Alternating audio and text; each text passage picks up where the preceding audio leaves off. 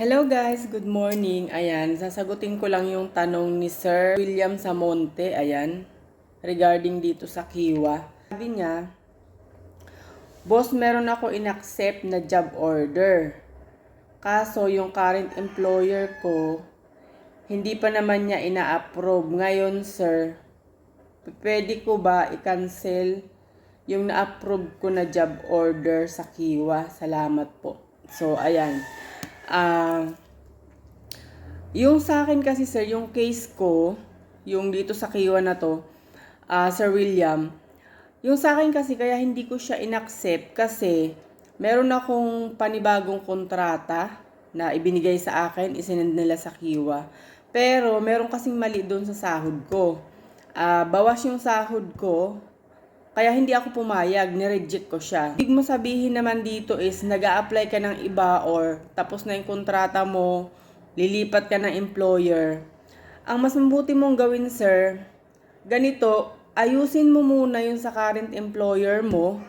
Kailangan kasi kung lilipat ka, i-release ka ng current employer mo. Kasi pag hindi ka nila ni-release, pag hindi ka binigyan ng release paper, hindi ka makakapag-apply sa iba. Kasi parang ganito yung tanong mo dito na meron kang inaccept na job order. Nag-a-apply ka po ba ng trabaho sa ibang kumpanya, sir? Sir William. Kasi kung nag-a-apply ka ng trabaho sa ibang kumpanya, kailangan i-release ka muna ng current na employer mo para mabigyan ka ng release paper, pwede ka maghanap ng trabaho sa iba. Ngayon, kung tapos na yung kontrata mo, tapos gusto mong lumipat din ng employer, kailangan din talaga i-release ka ng current na company mo. Kasi pag hindi ka nila ni-release, meron kasi nangyari yan yung mga kasamahan ko dati sa company na tapos na yung kontrata, gusto nila mag-apply, meron na silang na-applyan na ibang kumpanya, pero hindi sila binibigyan ng release paper. Kasi ang gusto ng current na company niya is mag-exit siya. So, yun ang magiging problema mo.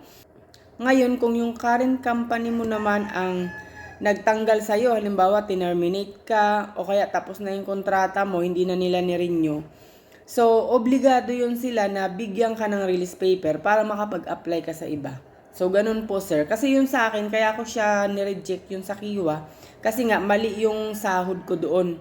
Hindi nila nilagay ng tama. So, nireject ko siya. Kaya inulit nila, isinend ulit sa akin. Yun, okay naman na.